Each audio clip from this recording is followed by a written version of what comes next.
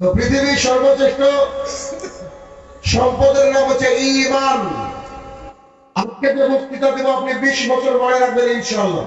আলহামদুলিল্লাহ ওয়াহদা ওয়াসসালাতু ওয়াসসালামু আলা মান লা নাবিয়্যা বা'দা আম্মা বা'দ ফাইন্না খায়রাল হাদিসি কিতাবুল্লাহ ওয়া খায়রাল হাদী হাদী মুহাম্মাদিন সাল্লাল্লাহু আলাইহি ওয়াসাল্লাম ওয়া শাররাল উমুরি মুহদাসাতুহা ওয়া কুল্লু মুহদাসাতিন বিদআহ وكل بدعة ضلالة وكل ضلالة في النار.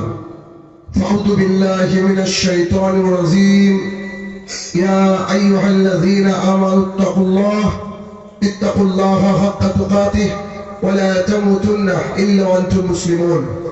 عن أبي هريرة رضي الله تعالى عنه قال قال رسول الله صلى الله عليه وسلم كل أمتي يدخلون الجنة إلا من أبى.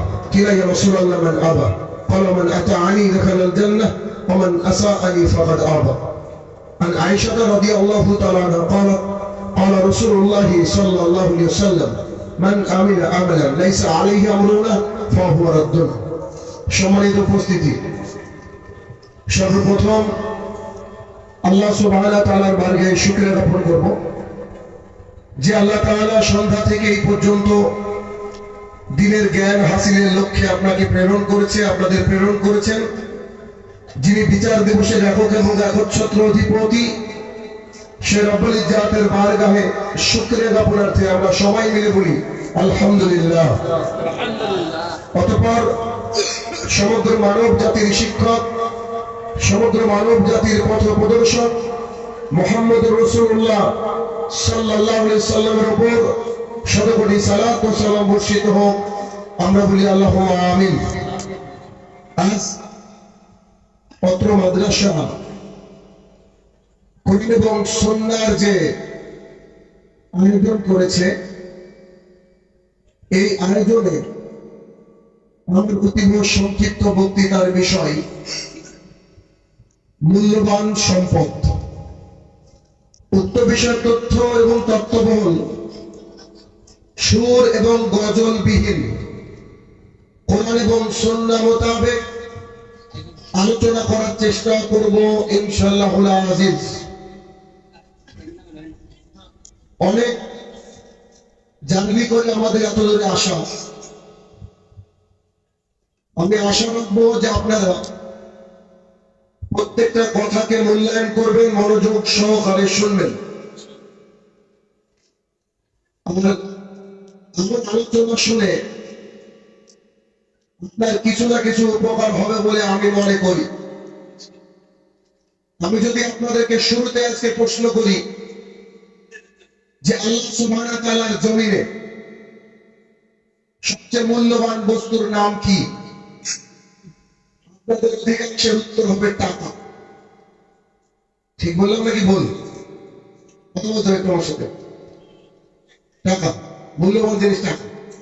সকাল থেকে এই পর্যন্ত যে যতটুকু ইনকাম করেছেন, এখন যদি আপনি মারা যান, আপনার জানাজা হবে, আপনাকে দাফন করা হবে নন ব্র্যান্ডেড একটা সাদা কাফনের মাধ্যমে। সেই কাপড়ের কোনো পকেট থাকে না। সকাল থেকে এই পর্যন্ত যদি 100 টাকা ইনকাম করেন বা 1000 ইনকাম করেন অথবা 1 লক্ষ, আপনার সাথে 1 টাকাও দেওয়া হবে না। এতটুকু তো কনফার্ম নাকি? দেওয়া হবে কি? আসামে দেয় টাকা সাথে মারা গেলে? আচ্ছা, দেয় না। তাহলে একটু আগে যে ভাবনা আপনার ছিল যে সবচেয়ে মূল্যবান বস্তু কি? টাকা। আদতে সবচেয়ে মূল্যবান বস্তু টাকা নয়। তাহলে সবচেয়ে মূল্যবান বস্তু কি? মান, সম্মান, প্রতিপত্তি।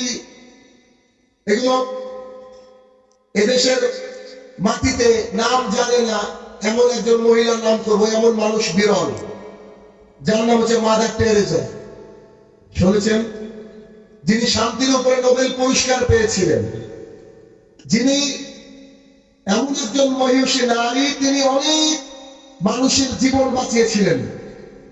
একেবারে পার্ক থেকে তুলে এনে সদ্য জন্মজাত বাচ্চাকে তিনি তার হোমে রেখে সুস্থতার যতটুকু প্রয়োজন চিকিৎসা ইত্যাদি দিয়েছিলেন, কিন্তু তিনি যদি ওই অবস্থায় মারা গিয়ে থাকে, মানে তিনি মারা গিয়েছেন, বলেন তো তিনি যদি তিনার ধর্মমতে মারা যায়, তার থাকার জায়গা কোথায়? তার মানে পৃথিবীর শ্রেষ্ঠ সম্পদ সম্মান প্রতিপত্তিও নয়। তাহলে পৃথিবীর সর্বশ্রেষ্ঠ সম্পদ কি কেউ জানেন? সামনে রাইট, ইমান। সাইনুর রহমানের বক্তৃতা শোনেন মনে হচ্ছে আপনার। জি, তো পৃথিবীর সর্বশ্রেষ্ঠ সম্পদের নাম হচ্ছে ইমান। আজকে যে বক্তৃতা দেব আপনি 20 বছর মনে রাখবেন ইনশাআল্লাহ, এবং আপনার অন্তর আজকে পরিপূর্ণতা লাভ করবে বলে আমি মনে করি। তাহলে শ্রেষ্ঠ সম্পদের নাম কি? ইমান। এতটুকু কনফার্ম। আজকে আমার সামনে এত জনস্রোত, এটা নাকি আসামের সবচেয়ে বড় প্রোগ্রাম আমি যা শুনলাম। এই এতগুলো ভাইয়েরা আমার সামনে যারা বসে আছেন, ওলামায়ে দ্বীন, বিশিষ্ট অতিথিবর্গ যারা স্টেজে রয়েছেন, পর্দার আড়ালে মা ভগ্নীগণ যারা রয়েছেন, সবাই এতটুকু আপনারা স্বীকার করেছেন যে আপনারা ইমানদার এবং মুসলমান। মানে এখানে যারা উপস্থিত সবাই আমার জানার মতে বোধ হয় মুসলমান। ইমান এটা একটা ছোট্ট শব্দ, কিন্তু ব্যাপকতা রয়েছে অনেক বিশাল। কিন্তু এই ইমান যেটা সর্বশ্রেষ্ঠ সম্পদ, সেই সম্পদ যেদিন আপনি পেয়েছেন, সেদিন পাওয়ার পরে কি কোন রকমের কোন অত্যাচার হয়েছে আপনার উপরে? মানে যেদিন আপনি বলেছেন আশহাদু আল্লা ইলাহা ইল্লাল্লাহ ওয়া আন্না মুহাম্মাদান আবদুহু ওয়া রাসূলুহু, আপনি কি অত্যাচারিত হয়েছেন? তার মানে বুঝতে হবে ইমানের কোথাও না কোথাও কোনো ঘাটতি আছে। আদম আলাইহিস সালাম থেকে শুরু করে মুহাম্মদ সাল্লাল্লাহু আলাইহি সাল্লাম পর্যন্ত যত আল্লাহ সুবহানাহু ওয়া তাআলার জমিনে নবী রাসূল এসেছেন, সবাই নিজের বুকের মধ্যে ইমানকে লালন করার জন্য তার জাতির কাছে অপদস্থ হয়েছে, লাঞ্ছিত হয়েছে, মার খেয়েছে। আপনি আমি ইমানের যে হেফাজত করে চলছি, এখন আমাদের উপরে যন্ত্রণা আসেনি, আমাদের উপরে বঞ্চনা আসেনি, আমাদের উপরে কোন রকমের কোন অত্যাচারের বুলডোজার আসেনি। তার মানে there is something mistake, কিছু না কিছু মিস্টেক আছে, এরা আমাদেরকে একটু দেখতে হবে। আপনাকে একটু আমি নিয়ে যাব আজ থেকে 1450 বছর আগে, খুব বেশি দূর না, 1450 বছর আগে নিয়ে আপনাকে একটু দেখাই। রাসূল সাল্লাল্লাহু আলাইহি সাল্লাম যখন আল্লাহ সুবহানাহু ওয়া তাআলার কাছে থেকে যে মহাগ্রন্থ আল কোরআনুল কারীমের এক একটা বাক্য নিজের অন্তরে পঠিত করতে লাগলেন জিবরাইল আলাইহিস সালামের মাধ্যমে, যখন তিনি প্রথম ওহী আসলো তার কাছে, ইকরা, হে মুহাম্মদ সাল্লাল্লাহু আলাইহি ওয়াসাল্লাম আপনি পড়ুন। তিনি বললেন মা আনা বিকারিন, I have no ability to read, আমার পড়ার কোনো ক্ষমতা নেই। জিবরাইল আলাইহিস সালাম রাসূল সাল্লাল্লাহু আলাইহি সাল্লামকে কয়েকবার চেপে ধরলেন, তারপরে কিছু বাক্য তার অন্তরে ঢেলে দিলেন। তিনি বাড়িতে গিয়ে বলেন খাদিজা আমাকে তুমি চাদর দিয়ে ঢাকো, আমাকে তুমি চাদর দিয়ে ঢাকো। ইমানের প্রাথমিক স্টেজ। তখন তিনি বলেছিলেন যে আপনি এমন একজন মানুষ, অসহায় সহায় দারিদ্রতার হেল্প করার জন্য সবসময় আপনি প্রস্তুত থাকেন। আমি আশাবাদী আপনি আত্মীয়তার বন্ধন ছিন্ন করেন না। মক্কার বুকে সবচেয়ে ভালো মানুষ আপনি, আপনি সত্যবাদী, আপনি আলামিন। আমি আশাবাদী যে আপনার সাথে কোনো অন্যায় হবে না। তিনি ছিলেন দৃঢ়চিত্ত। তিনি তার চাচাতো ভাই ওরাকা বিন নওফেলের কাছে নিয়ে গেলেন। ওরাকা বিন নওফেল এই ঘটনা শোনার পরে বলেছিল, শোনো, আমি যদি সেই দিন জীবিত থাকি তাহলে আমি তোমাকে সাহায্য করব, যেদিন তোমার এলাকার মানুষ তোমাকে গ্রাম ছাড়া করে দেবে। রাসূল সাল্লাল্লাহু আলাইহি ওয়াসাল্লাম আশ্চর্য হয়ে বললেন, বলেন কি আপনি? আরে আমি তো এলাকার ভালো মানুষ, আমি আমানতদার মানুষ, আমি গরিবদেরকে সাহায্য করি, আত্মীয়তার বন্ধন ছিন্ন করি না। আমাকে এলাকার মানুষ তাড়িয়ে দিবে বলে আশ্চর্য কথা বলছেন, কি কারণে তাড়িয়ে দিবে? তখন তিনি বললেন, শোনো, তোমার কাছে যে এসেছে তার নাম হচ্ছে জিবরাইল আলাইহিস সালাম। এই জিবরাইল যার কাছে এসেছে তাকে এলাকাবাসী তাড়িয়ে দিয়েছে, অর্থাৎ যে ইমানদার হয়েছে তাকে এলাকাবাসী তাড়িয়ে দিবে। অর্থাৎ তুমি ইমানদার হবে বলে আমি আশাবাদী, তোমাকে তোমার এলাকার লোক তাড়িয়ে দিবে। কি পৃথিবীর সবচেয়ে ভালো মানুষ মুহাম্মদ সাল্লাল্লাহু আলাইহি ওয়াসাল্লাম কি গ্রামের মানুষ টিকতে দেয়নি, আর আপনার হুজুরের এত মার্কেট মানে? ডাল মে কুছ খানা হয়। কথা কি বুঝতে পারছেন না? অসুবিধা হচ্ছে? আমি তো শুরু আছে অনেকক্ষণ ইনশাআল্লাহ। আচ্ছা দেখি বিলাল রাদিয়াল্লাহু তাআলা উমাইর বিন খালদের বাড়িতে চাকর মানুষ, যিনি চাকর মানে তার মনিবের কথা শুনে মনিবের কাছ থেকে বেতন নিয়ে তার সংসার কোনো মতে চলে। মনিবের বিরুদ্ধে কথা বলা যাবে না। কেমন হাজারো বক্তা আছে আল্লাহ তাআলার জমিনে, ও যে মানুষ কমিটি তাকে ডেকেছে, কমিটির অনেকগুলো ভুলভাল কিছু আছে, কমিটির বিরুদ্ধে সে কথা বলবে না। কেন? তার মার্কেট নষ্ট হবে। তার কিন্তু বিলাল রাদিয়াল্লাহু তাআলা যখন শুনলেন আল্লাহ সুবহানাহু ওয়া তাআলা মুহাম্মদ সাল্লাল্লাহু আলাইহি সাল্লাম তার প্রেরিত বান্দা এবং রাসূল, তিনি তার ভবিষ্যৎ ভাবেননি, তিনি তার আগামী দিন কি খাবেন এটা ভাবেননি, তার চাকরি বহাল থাকবে কিনা ভাবেননি। তিনি বলেছেন আমি মেনে নিলাম আল্লাহকে এবং আল্লাহ রাসূল সাল্লাল্লাহু আলাইহি সাল্লামকে। উমাইর বিন খালদ তাকে এতবার মেরেছে, তার বুকের উপরে অসংখ্য পাথর চেপে দিয়ে একেবারে বুট জুতো দিয়ে এই বুকের উপরে চেপে বলছে, বল তোর আবার সবারই মাবুদ হচ্ছে হুবল। তাদের বাড়িতে একটা মূর্তি থাকতো, ছোট ছোট মূর্তি, যেমন সনাতন ধর্মাবলম্বী মানুষের বাড়িতে ছোট ছোট মূর্তি পাওয়া যায়, ঠিক একটা মূর্তি ধরে বলছে, বল এই হুবল আমার আর তোর মাবুদ। বিলালের বুকের উপরে পাথর, উমাইর বিন খালদের পা, তারপরে তার পাথরের তল থেকে বলছে আহাব আহাব। গোটা পৃথিবী কুল কায়নাত আপনার এবং আমার মালিক আল্লাহ সুবহানাহু ওয়া তাআলা। তখন তিনি মারতে মারতে ক্লান্ত হয়ে গেছেন। কি দিয়ে বুঝাবো আপনাকে আমি? আপনাকে যদি চায়ের দোকানে 3 কাপ চা খাওয়াই, ইমান ওখানে বিক্রি করে দিয়ে চলে আসবেন। ভোটের আগের রাত্রিতে 500 টাকার শাড়িতে আপনার ইমান বিক্রি হয়ে যায়, আর সে দেখছে যে আমার চাকরি থাকবে না, আমাকে অত্যাচার করতে করতে মেরে দিবে, তারপর পাথর এবং তার পাশও বলছে তোমার আর আমার মাবুদ হচ্ছে আল্লাহ তাআলা। আরে তোমার আর আমার মাবুদ তো আল্লাহ, আল্লাহ তোমার হুবলের মাবুদ আল্লাহ। এই কথা যখন তিনি বলেছেন, তিনি মারতে মারতে ক্লান্ত হয়ে গেছেন। এরপরে যখন তিনি ক্লান্ত হয়ে গেছেন, ইয়াং কিছু ছেলেকে বলছে নিয়ে যাও ওই বাড়ির মধ্যে একেবারে তপ্ত বালিকার মধ্যে টেনে যাও। কিছু কিছু ছেলে তার এরকম করে দেহটাকে কেটে দিয়ে দেখছে মানুষের রক্ত কি করে ফিনকি দিয়ে বেড়ায়। বিলাল রাদিয়াল্লাহু তখনও বলছে না হাত। এরকম করতে করতে রাসূল সাল্লাল্লাহু আলাইহি ওয়াসাল্লামের কাছে সংবাদ গেল, আবু বকর রাদিয়াল্লাহু আনহুর কাছে পাঠানো হলো। তিনি বলছে উমাইর বিন খালদ তাকে কত দিয়ে নিবা? তো যে 10 স্বর্ণ মুদ্রা, তিনি তার দিকে ছুঁড়ে দিয়ে বলছে এই নাও 10 স্বর্ণ মুদ্রা। উমাইর বিন খালদ বলছে আরে আবু বকর, আপনাকে ভেবেছিলাম খুব শিক্ষিত মানুষ, দামি মানুষ আপনি, আরে একে যদি আপনি 1 দিরহাম দিয়ে চাইতেন এমনি দিয়ে দিতাম, এতবার মেরেছি কোনো কাজের লায়ক নেই, আর তুমি আমাকে 10 স্বর্ণ মুদ্রা দিলা। তখন বিলাল রাদিয়াল্লাহু মুক্তি করার লক্ষ্যে আবু বকর সিদ্দিক রাদিয়াল্লাহু আনহু বলেছে আরে ওরে বেঈমান, আমার কথা শুনে না, তুই যদি 100 স্বর্ণ মুদ্রা চাইতি তবুও আমি বিলালকে মুক্তি করতাম, কারণ সে ঈমানদার। কি দিয়ে বুঝাবো ঈমান কাকে বলে? কি দিয়ে বুঝাবো গোটা পৃথিবী বিক্রি করলে ঈমানের দাম হয় না? কি দিয়ে বুঝাবো কোন পদ, কোন নেতা, কোন কিছুর মাধ্যমে ঈমানকে বিক্রি করা যায় না। রাসূল সাল্লাল্লাহু আলাইহি ওয়াসাল্লামের কাছে নিয়ে আসা হয় বিলাল রাদিয়াল্লাহু আনহুকে। তার মানে আমি বলতে চাইছি ঈমানকে সংরক্ষণ করলে জান্নাত। আমি আপনাকে বহু হাদিস পড়ে শোনাবো, আপনাকে দেখাতে চাইছি যে ঈমান যারা আনয়ন করবে তার উপর অত্যাচারের বুলডোজার আসবে, ওয়াল্লাহি আসবে। যদি আপনার উপর অত্যাচার না আসে, তার মানে আপনি এখনো পরিপূর্ণ ঈমানদার হতে পারেননি। কোন না কোন ব্যাপার আছে, সেই আছে।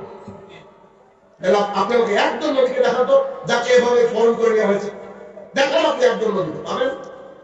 আরে নবী তো পাবেন না, যারা হক কথা বলে তেমন আলেম তো দেশে টিকতে দেওয়া হয় না।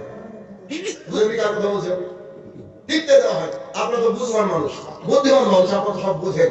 আসেন একটু দেখি বিলাল রাদিয়াল্লাহু আনহু ঘটনা দেখলেন, এরপর আপনাকে দেখেছি ঈমান কি জিনিস।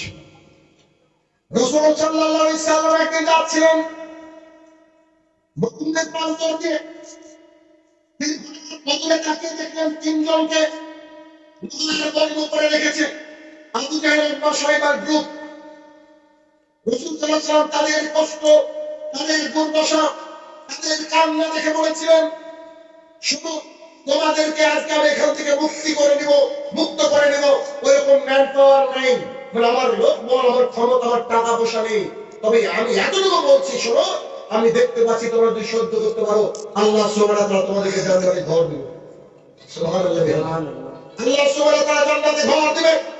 3 জন ব্যক্তি তো দাঁড়িয়ে ছিলেন সেইখানে।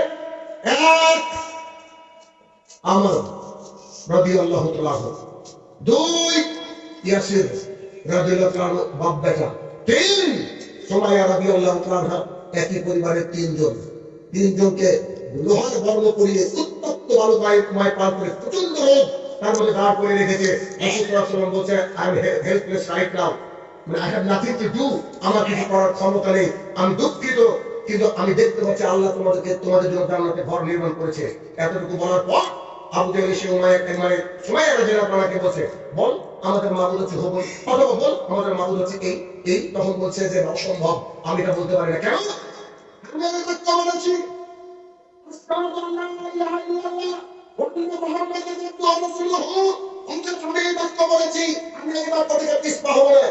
দুটো রেয়াতে এসেছে, একটা রেয়াতে এসেছে যে এত নির্মম ভাবে দুই পাকে ছেড়ে দেওয়া হয়েছে সুমাইয়া রাদিয়াল্লাহু তাআলা, আরেকটা এসেছে তার রাগ মিটানি আবু জেহেল তার বর্ষা থেকে বের করে তার লজ্জাস্থানে মেরেছে। ইসলামের ইতিহাসে প্রথম মহিলা শহীদ সুমাইয়া রাদিয়াল্লাহু তাআলা। আর আপনার স্ত্রী দিন রাত রোজা রাখে, বোঝা দেখে টিভিতে, আপনার স্ত্রী দিন রাত টিভি সিরিয়াল দেখে, ও জানেও না যে সুমাইয়াকে, ও জানেও না যে তার চরিত্রটাকে অ্যাপ্লাই করতে হবে নিজের জীবনে, ও জানেও না যে ইমানদারের অবস্থা কি হয়, তবুও তিনি বশ্যতা স্বীকার করেননি। আরো দুজন বাধা রয়েছেন, বাপ এবং সন্তান।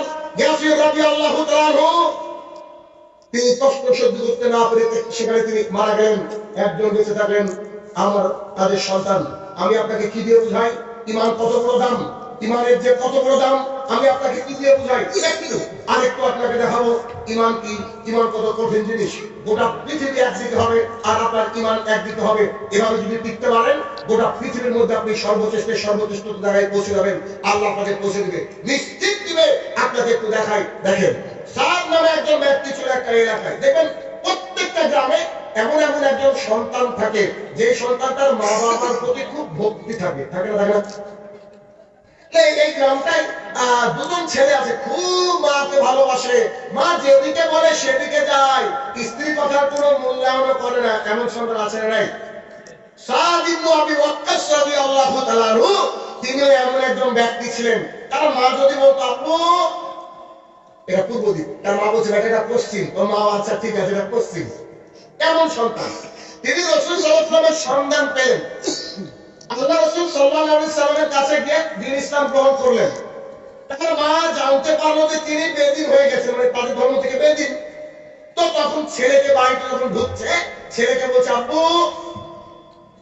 শোনো, দেখেন আপনাকে মানজারটা বুঝাচ্ছি, একটা আমার বক্তৃতার যে কোনো একটা অংশ বাড়িতে নিয়ে যেতে পারলে আপনার লাইফ সাকসেস হবে আমি মনে করি। 1 মিনিট আপু বলে যাক জি আম্মা, শোনো বেটা শোনো, এই বসো, এখানে বসো। জি আম্মা বলেন। বেটা তুমি আমাকে ভালোবাসো? তিনি হাসছে না, বলছেন আল্লাহ গোটা এলাকার লোক জানে আমি আপনাকে কত ভালোবাসি। আম্মা এটা নতুন করে কি কথা বলেন? না মানে আমাকে তুমি খুব ভালোবাসো না? জি বলে যাচ্ছে ভালোবাসা, আপনি তো জানেন। ও আচ্ছা বেটা, আমি যদি তোমাকে কোনো কাজ করতে নিষেধ করি করবা? না না অসম্ভব, আপনাকে আমি এত ভালোবাসি, আপনি যদি কোনো কাজ আমাকে নিষেধ করেন তা আমি অবশ্যই করবো। খাও না খাও না, উদাহরণ দিচ্ছি। বলছে যে আমার আপনি যারা বলবেন আমি তাই শুনবো। তখন তার মা, দেখেন মা মা হয় না ভাই, সম্মান। তখন তার মা কে বলছে যে ছেলে তো দিন গ্রহণ করেছে, ইসলাম গ্রহণ করেছে, ছেলেকে মানে কি করে ডাইভার্ট করা যায় সেই চেষ্টা। তার মা এক গ্লাস পানি এনে বা একটা পানির বোতল কিছু একটা করে বোঝানোর জন্য তার মা বলছে আপু এটা পানি দেখো, এটা থেকে গেল থাকলো। যতক্ষণ না তুমি মুহাম্মাদের দ্বীনকে সাল্লাল্লাহু আলাইহি ওয়াসাল্লাম, যতক্ষণ মুহাম্মদ সাল্লাল্লাহু আলাইহি ওয়াসাল্লামের দ্বীনকে তিনি সাল্লাল্লাহু আলাইহি ওয়াসাল্লাম বলেন আমি আপনি বলতে বাধ্য। কেন বাধ্য? পরে আমি শোনাব।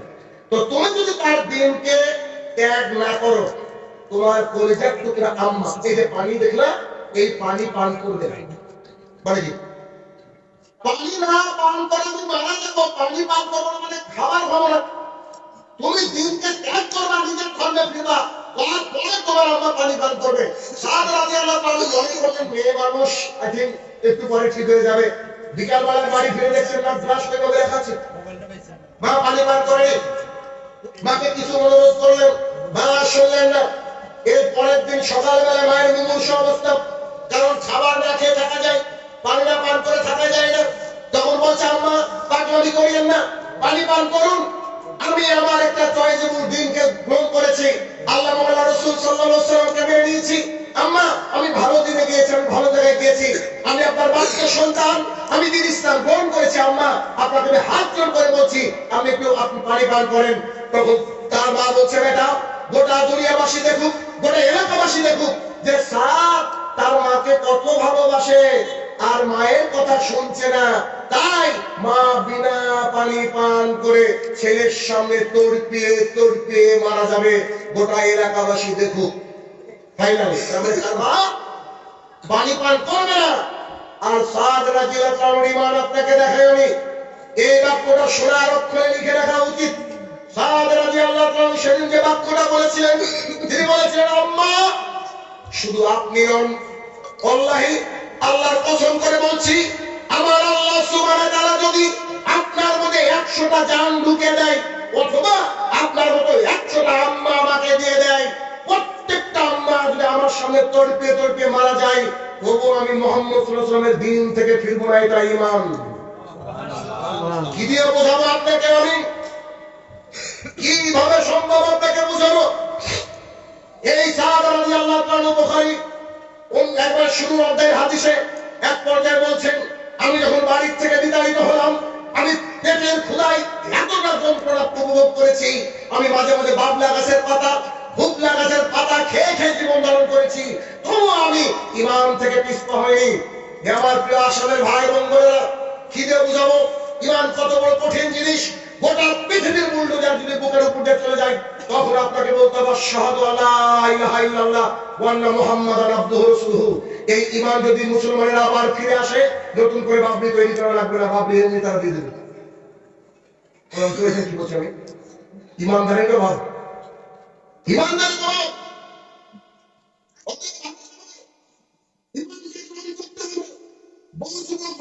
দেখছি আমি বর্তমান সময়ে যুবক ভাইরা খুব স্টাইলিশ, সুন্দর পোশাক পরে, চুলগুলাকে সুন্দর করে কাটে। আপনি তো কি আপনার মতো 100টা যুবক এক জায়গায় করে দিন, মানে মেল্ট করে গলিয়ে যদি একটা চেহারা বানানো হয়, এত সুন্দর চেহারা, পাশে ভালো চেহারা ছিল মুসাব ইবনে উমাইর রাদিয়াল্লাহু আনহু। এমন কোটিপতি ঘরের সন্তান, এমন তিনি পারফিউম ইউজ করতেন, সেন্ট ইউজ করতেন, মক্কার অনেক মানুষ সেই সেন্ট জানতোই না। তিনি খুব কোটিপতি ঘরের সন্তান। তিনি যখন তিনি ইসলাম গ্রহণ করলেন, শুনে রাখেন, ইসলামের প্রথম শিক্ষক যাকে মক্কা থেকে মদিনাতে পাঠানো হয়েছিল, তার নাম মুসাব ইবনে উমাইর রাদিয়াল্লাহু আনহু। অনেক লম্বা ঘটনা, ওদিকে আমি যাচ্ছি না, আপনি আপনাকে ঈমান দেখাতে চাইছি। মুসাব ইবনে উমাইর রাদিয়াল্লাহু আনহু যখন ওদের প্রান্তরে পড়ে আছেন, তার হাতটা কাটা, তার গলাটা কাটা, সাহাবায়ে কেরাম দেখে বলেন, আল্লাহর রাসূল সাল্লাল্লাহু আলাইহি সাল্লাম, আজকে দেখেন মুসাইবের কি অবস্থা। যে ছেলে এত স্টাইলিশ পোশাক পরতো, তার গায়ে এমন একটা চাদর, যে চাদর দিয়ে মাথা ঢাকলে পা বেরিয়ে যাচ্ছে, পা ঢাকলে মাথা বেরিয়ে যাচ্ছে। রাসূল সাল্লাল্লাহু আলাইহি ওয়াসাল্লাম চোখ দিয়ে পানি পড়ছিল টপ টপ করে। তিনি বলছেন, হায় আফসোস, তোমাকে আমি কি জবাব দিব? তুমি এত কোটিপতি ঘরের সন্তান, কেননা যারা শহীদ হয় তাকে ওইভাবে দাফন করা লাগে। রাসূল সাল্লাল্লাহু আলাইহি ওয়াসাল্লাম বললেন, তার মুখটা পর্যন্ত চাদর দিয়ে ঢেকে দাও, আর এই পাটা জঙ্গলি ঘাস দিয়ে ঢেকে দাও। কি দিয়ে বোঝাবো ঈমান কি জিনিস? এই জন্য রাসূল সাল্লাল্লাহু আলাইহি ওয়াসাল্লাম বলেন, মান ক্বালা লা ইলাহা ইল্লাল্লাহ ওয়া দাখালাল জান্নাহ, যে ব্যক্তি লা ইলাহা ইল্লাল্লাহ বলবে, সে ব্যক্তি জান্নাতে যাবে। এত সস্তা? জি, হাদিস তো সহিহ। লা ইলাহা খুব কঠিন একটা জিনিস, ঈমান খুবই গুরুত্বপূর্ণ জিনিস। অর্থাৎ ঈমানের আনতে পরিপূর্ণভাবে এতক্ষণ আপনাকে দেখালাম, ঈমান যে আনবে তার উপরে অত্যাচারের বুলডোজার আসবে। দেখবেন 18 বছর বয়স, 20 বছর বয়স, কলেজে গিয়েছে। আমি শাহিনুর রহমান এখান থেকে বলছি, রাসূল সাল্লাল্লাহু আলাইহি ওয়াসাল্লাম বলছে, ফাউল্লুহা, দাড়িটাকে ছেড়ে দাও, ওয়াসুস সারিক, গোঁফটাকে ছাটো। জি, দাড়িকে ছেড়ে দিতে হবে, গোঁফটাকে ছাড়তে হবে। জি, আমার 18-20 বছরের ভাইটাকে বলছি, ভাই আমার, তুমি তোমার আম্মাকে আর আব্বাকে কালকে সকালবেলায় বলবা, শাহিনুর রহমান বলেছে দাড়ি রাখা সুন্নাহ নয়, শাহিনুর রহমান বলেছে দাড়ি রাখা ওয়াজিব তথা ফরজ। জি, আজকের পর থেকে আম্মা দাড়ি আর কাটবো না। দেখবেন আপনার আম্মার আব্বা প্রথম বিরোধিতা করবে। বলেন, বুঝলেন? বোঝা মতো বিরোধিতা করবে না? তুই এই সবে কলেজে গেলে তুমি এখনই দাড়ি রাখবা, এটা তোমার ঠিক হবে না। বলবে না? ঈমান কি? খুব কঠিন একটা জিনিস। হক কথা বললে জাতি আপনার পিঠের চামড়া তুলে নেবে, এটাই সত্য।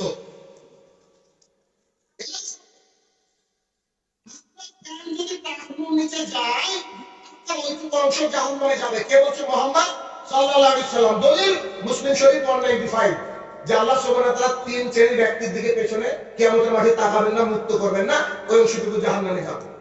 এখন বলেন, আপনি মাদ্রাসার সভাপতি, আপনি মাদ্রাসার সেক্রেটারি, আপনি মাদ্রাসার কোন দায়িত্বে আছেন, অথবা আপনি মাদ্রাসায় পড়েন, অথবা মদিনা ইউনিভার্সিটিতে পড়েন, আপনি পৃথিবীর সবচেয়ে বড় বিশ্ববিদ্যালয়ে পড়াশোনা করে রেখেছেন, আপনার প্যান্টটা টাকুর নিচে, আপনার দাড়িটা ছাটা, আপনি বলছেন ইমানদার। আরে এই মানের কথা শাহিনুর রহমান বলতে আসেনি 700 কত কিলোমিটার পার করে, এটা বলতে আসেনি।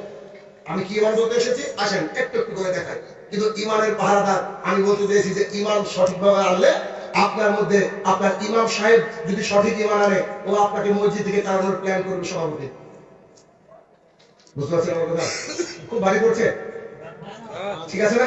আচ্ছা আসেন, আমরা রাসূল সাল্লাল্লাহু আলাইহি ওয়াসাল্লামকে জিজ্ঞাসা করলাম, আল্লাহ রাসূল সাল্লাল্লাহু আলাইহি সাল্লাম ইমান কাকে বলে? তিনি বলেন, আবু হুরায়রা রাদিয়াল্লাহু তাআলা বলেন, রাসূল সাল্লাল্লাহু আলাইহি ওয়াসাল্লাম বলেছেন, আল ঈমান আমানতু বিল্লাহি, আল্লাহ কতজন? এক। আল ঈমান আমানতু বিল্লাহি, আল্লাহর প্রতি ঈমান আনতে হবে। মসজিদে গিয়ে বলছেন ইয়াকা নাবুদু ওয়া ইয়াকা নাস্তাইন, কি বলেন তো? মানে হে আমার প্রতিপালক, কেবলমাত্র, শুধুমাত্র, অনলি ফর তোমার ইবাদত করি, তোমার কাছে সাহায্য চাই। বলেন তো মাজার কেন? মাজার কেন? কথা বলে পাচ্ছে। এখন আপনাদের এলাকায় একটা এমপি আসলো, ওই এমপি টাকা পয়সা বরাদ্দ করে, ওই এমপির সাথে সরাসরি আপনার কথা বলার সুযোগ, আপনি কি কথা সরাসরি বলবেন নাকি ভাই ভাই বলবেন? আল্লাহ সুবহানাহু ওয়া তাআলাকে আপনি প্রতিদিন মিনিমাম 17 রাকাতে বলছেন, হে আমার প্রতিপালক, শুধুমাত্র তোমারই দাস, তোমারই গোলাম, শুধুমাত্র তোমার ইবাদত করে, তোমার কাছে সাহায্য চাই। এখন যদি সন্তান হয় না, তাই বলে পীরের বাড়িতে যায়, এই লোক ইমানদার কি? এই লোক ইমানদার? ইমানদার নয়। সন্তান দেওয়ার মালিক আল্লাহ সুবহানাহু ওয়া তাআলা, সন্তান দেওয়ার মালিক আল্লাহ সুবহানাহু ওয়া তাআলা, ফসল ভালো দেওয়ার মালিক আল্লাহ সুবহানাহু ওয়া তাআলা, ফসল না ভালো দেওয়ার মালিক আল্লাহ সুবহানাহু ওয়া তাআলা, গাড়ি বাড়ি দেওয়ার মালিক আল্লাহ সুবহানাহু ওয়া তাআলা। অথচ আপনার গাড়ির উপরে লেখা দাতা বাবা, আপনার দাতা বাবা দিয়েছে গাড়ি? নিশ্চয় আপনার দাতা বাবার ক্ষমতা নেই। আমানতু বিল্লাহি, এই বাক্যটা খুব কঠিন। এটা হচ্ছে মক্কার মুশরিকরা বুঝতে পেরেছিল, কিন্তু আমাদের আসামের মুসলমান, পশ্চিমবঙ্গের মুসলমান আমরা বুঝতে পারি কি? একটু দেখাই, দেখেন, পৃথিবীর সবচেয়ে ভালো মানুষ, পৃথিবীর সবচেয়ে সুন্দর ব্যবহারের মানুষ, নাম হচ্ছে মুহাম্মদ সাল্লাল্লাহু আলাইহি সাল্লাম। তিনি সাফা পাহাড়ের উপরে উঠলেন, উঠে বলছেন, মক্কাবাসী, কি বলেন? আমি আপনাদেরকে একটা সংবাদ দিতে চাই, আপনি কি সংবাদটা মেনে নেবেন? আপনারা তো সবাই এসে বলছে, এরকম জড়ো হয়ে গেছে লোক, জি আপনি তো আলামিন, আপনি সত্যবাদী, আপনি আমানতের খেয়ানত করেন না, আপনার সব কথা মেনে নেব। এই কথা যখন বলেছে, তার মানে একজনও বিরোধিতা করার লোক নেই। রাসূল সাল্লাল্লাহু আলাইহি ওয়াসাল্লাম একজনও বিরোধিতা করার লোক নেই। রাসূল সাল্লাল্লাহু আলাইহি ওয়াসাল্লাম একটা বাক্য বলেছেন, কুল লা ইলাহা ইল্লাল্লাহ তুফলিহুন। হাত নাভির নিচে রেখে বুকের উপরে বাঁধতে হবে, এটা বলেননি?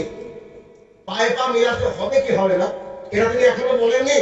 তিনি শুধু মুখ দিয়ে একটা বাক্য উচ্চারণ করেছে, কি? কুলু, তোমরা বলো, লা ইলাহা, আল্লাহ ছাড়া কোনো হক মাবুদ নেই, তুফলিহুন, তাহলে তোমরা বেঁচে যাবে। খুব খারাপ কথা কি বলেন? এতক্ষণ লোকগুলা বলছে তুমি যা বলবো মেনে নিব, এই কথা বলার সাথে সাথেই নিজের চাচা উঠে বলছে একে তো হত্যা করতে হবে। নাম কি? আবু লাহাব। আবু লাহাব বলেছেন এটা হত্যা করতে হবে, এটা তাকে দিতে হবে। আরে জামিল, আবু জামিল স্ত্রী সবসময় ইট নিয়ে ঘুরে আসে মোহাম্মদ সাল্লাল্লাহু আলাইহি ওয়াসাল্লামের পাশে। এই তো আমাদের স্কেল খেলা লাগে, বিরোধ শুরু করে দিল। কি এমন বাক্যটা ছিল? শুধু লা ইলাহা ইল্লাল্লাহর বাক্য। এখন তো আমাদের হিন্দু স্টেজে এসে বলছে লা ইলাহা ইল্লাল্লাহ। আশ্চর্য দুনিয়া তো, মানুষ আছে তো ভাই, চিন্তা করে।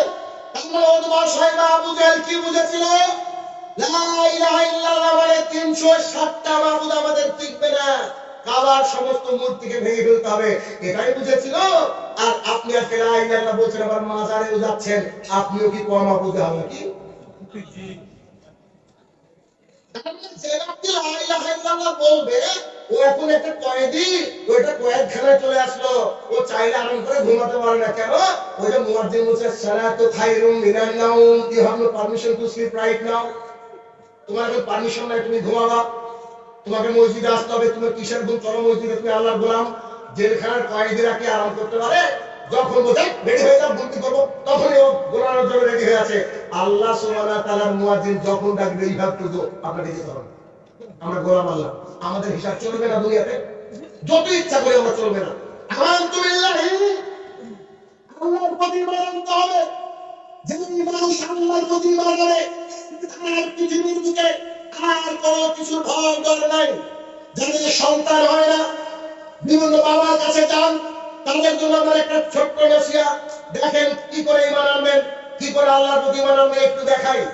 আপনারা বুঝতে পারেন যে আল্লাহ সুবহানাহু ওয়া তাআলাকে যদি বুঝতে পারতেন, তাহলে আপনারা ওই বিপদে যেতেন না। আপনাদেরকে একটু দেখাই। জাকারিয়া আলাইহিস সালাম নাম শুনেছেন? তিনি গিয়ে দেখছেন মারিয়াম আলাইহিস সালামের কাছে অনেকগুলা ফল। এখন শীতকাল, এখন তো কাঁঠাল পাওয়া যায় না, পাওয়া যায়? আমি আসামে আসলাম, আপনার আমাকে কাঁঠাল খাওয়ালেন, আমি তাজ্জব হব কি হব না? অবাক হব কি হব না? তো তিনি তার ওই মারিয়ামের ঘরে ঢুকে দেখছেন যে যে সিজনের যে ফল পাওয়া যায় না, ওই ফল তার ঘরে। একটা বাক্য জীবন পরিবর্তন করবে। যাদের বাচ্চা হয় না, যারা পেরেশান, যারা আল্লাহকে চিনতে পারেনি, একটা বাক্য আপনার জন্য যথেষ্ট। একটু খেয়াল করেন কি। তো তিনি বলছেন, মারিয়াম, জি খালু বলেন, বলছি যে তুমি এই ফল কোথায় পেলে?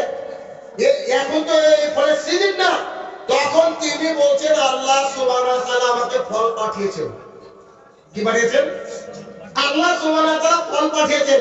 তিনি বাইরে গিয়ে ওযু করে ওই মসজিদে 2 রাকাত সালাত আদায় করে দোয়া করছেন, যেহেতু আল্লাহ সুবহানাহু ওয়া তাআলা কোরআনুল কারীমে দিয়ে দিয়েছেন। তিনি আল্লাহ তাআলাকে বলছেন, আপনাকে একটু বাংলায় বোঝাই, একটু দেখেন। মারিয়াম আলাইহিস সালামকে যদি আল্লাহ অরিজিনাল ফ্রুট দিতে পারেন, আমাকে নিশ্চয়ই কিছু দিতে পারেন কি পারেন না? পারেন না? যে ব্যক্তি মাজারে যায়, সে সরাসরি আল্লাহকে অপমান করে, বুঝেন না? সন্তানদের মানে কে?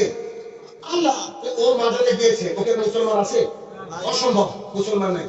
আমি মাজারের উপর বসে বক্তৃতা দিয়ে বলবো, টেনশন করেন না আপনি, আমি শুনেন খালি দেখেন। তো জাকারিয়া দোয়া সুবহানাল্লাহ, যেমন আমি আশ্চর্য হয়ে যাই। তার দোয়া স্টাইলটা দেখেন, হে আমার প্রতিপালক, দোয়া করছেন, হে আমার প্রতিপালক, আমি বার্ধক্যের শেষ প্রান্তে পৌঁছে গেছি।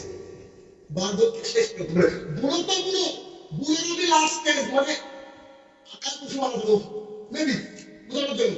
আমি বার্ধক্যের শেষ প্রান্তে পৌঁছে গেছি। আমার মাথার চুলগুলো সব সাদা, সব পেকে গেছে। আমার দেহের হাড় গোড় গুলো অচল, বাচ্চা জন্ম দেওয়ার ক্ষমতা আমার নাই। আমার স্ত্রী বন্ধা, বন্ধা বুঝেন কি? বাঁধা, বাঁধা কি বলবো আপনারা? বাঁধা। চারটে কথা বললেন, আমি বার্ধক্যের শেষ প্রান্তে পৌঁছে গেছি, সব পেকে গেছে, অতীব দুর্বল। ডাক্তার বলেছে আমার স্ত্রীর বাচ্চা হবে না। নাই, আপনি বোঝানোর জন্য, আমার স্ত্রী বন্ধা, আমার স্ত্রীর বাচ্চা হবে না, এ কথা বলে আল্লাহ তাআলাকে দোয়া করছে। দেখেন, হে আমার প্রতিপালক, একটা বাচ্চা দাও না। সুবহানাল্লাহ বলেন না? আমি ফিল করি ভাই, আয়াতগুলো কিছু কিছু হাদিস আমি খুব ফিল করি। আশ্চর্য দোয়া, সব রাস্তা বন্ধ, আল্লাহকে বলছে বন্ধ, সো ইউ ক্যান ডু। আপনি, আমি জানি আপনি পারেন, একটা বাচ্চা দেন না। আল্লাহকে বলছে, হে আমার প্রতিপালক, বাচ্চা দেওয়া যায় না, আমি জানি আমার স্ত্রী দিতে পারবে না, আপনি দিতে পারেন, দেওয়া যায় না। আল্লাহ সুবহানাহু ওয়া তাআলা উইদিন 1 সেকেন্ড সঙ্গে সঙ্গে আল্লাহ তাআলা বলছে, আমি তোমাকে একটা বাচ্চা দিয়ে দিলাম, বাচ্চার নাম রাখলাম ইয়াহিয়া।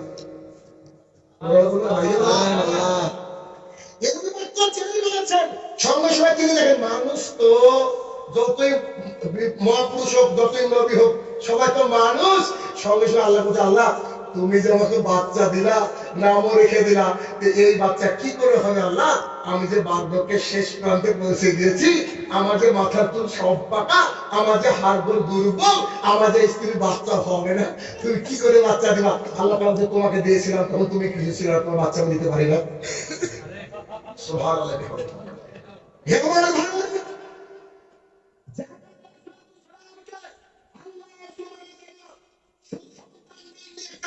সন্তান দিয়েছিলেন,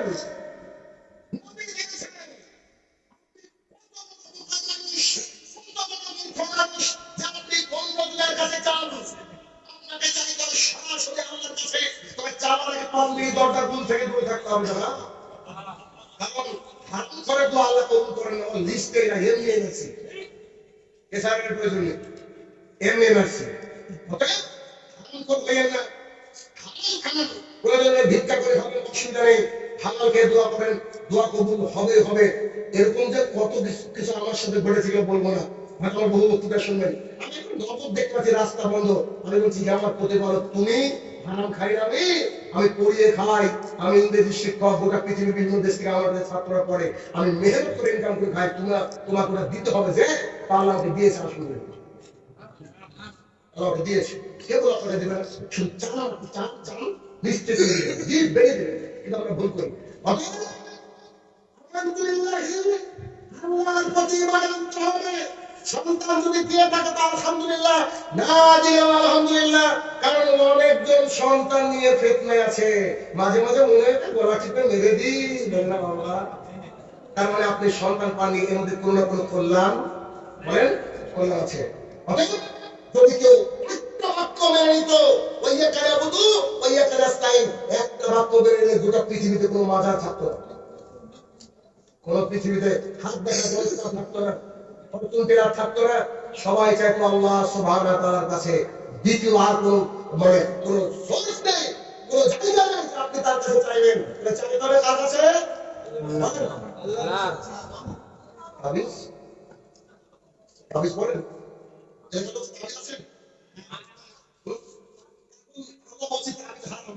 মুসলিম আলো 4 নম্বর খন্ড 252 নম্বর পৃষ্ঠা, কত দলিল দিচ্ছে মানে আল্লাহ তাআলা ফাঁকা আসছে না, আমরা জানো দলিল দিতে না, তো বলছে যে না না না কোরআন দিয়ে তো তাবিজ করা যায়, যেমন তো বলে কি বলে না, তো আবার কি বলে না, তো আপনারা ওষুধ খান কেন? আমরা জি জি আমরা ওষুধ খাই, প্রেসক্রিপশন করা হয় চলে না, বুঝলেন? ডাক্তার লিখে দিয়েছে আমরা ওষুধ খাই, কিন্তু প্রেসক্রিপশন বলাই না, অর্থাৎ তাবিজ ওলা হুজুর শেষ হলো। তাই কি হলো? আমানতু বিল্লাহি, আল্লাহর প্রতি ঈমান আনতে হবে। এক, দুই, ওয়া মালাইকাতিহি, ফেরেশতার প্রতি ঈমান আনতে হবে। আপনারা বসে আছেন, আপনাদের এবার শান্তি হয়ে যাবে। কয়েকটা হাদিস আপনার সামনে পেশ করি। হাদিসটা কি? জাফর ইবনে আসলাম রাদিয়াল্লাহু তাআলা আনহু বলেন, আমি রাসূল সাল্লাল্লাহু আলাইহি সাল্লামকে খুঁজতে খুঁজতে মসজিদে গেলাম, গিয়ে দেখি তিনি একটা লাল চাদর গায়ে দিয়ে বসে আছেন।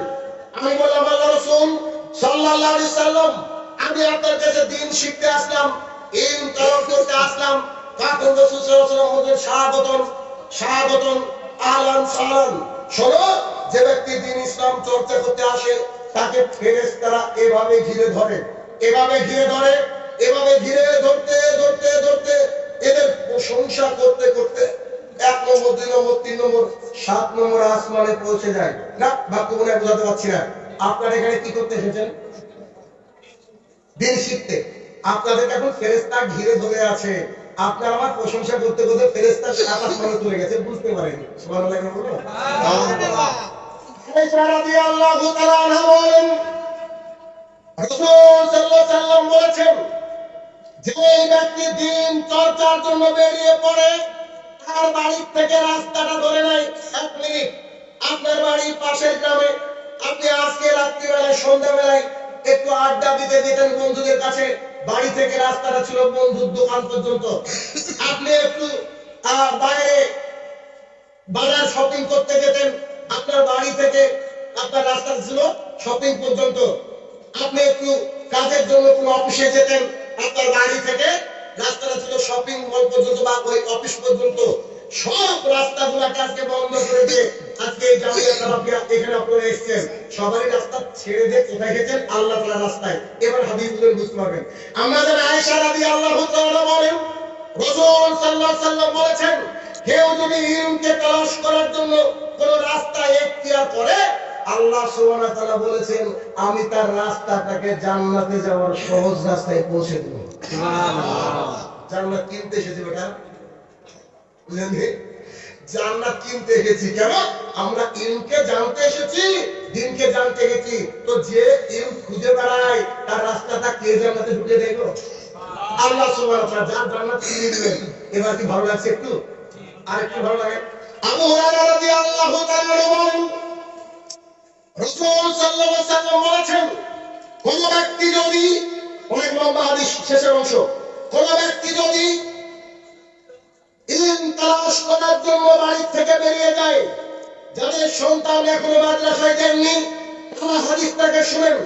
কত বড় সৌভাগ্যবান সেই বাবা যার সন্তান আজকে মাদ্রাসা থেকে ফারাগাত করে, যার সন্তান কোরআনের পাখির এই মাদ্রাসায় পড়ে।